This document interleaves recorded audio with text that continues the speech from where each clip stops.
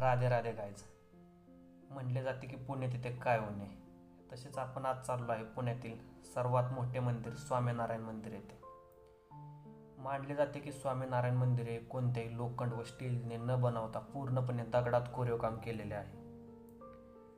तसेच ते मंदिर सकाळी 7 वाजता उघडते व दुपारी 12ला बंद होते.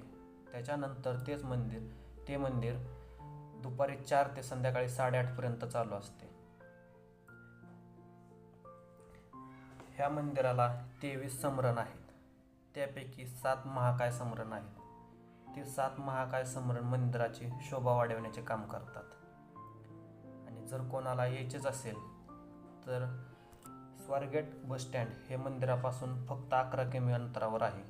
जर कोणाला यायचे झालेच तर तिथून फक्त 11 किमी अंतरावर यायचे आहे.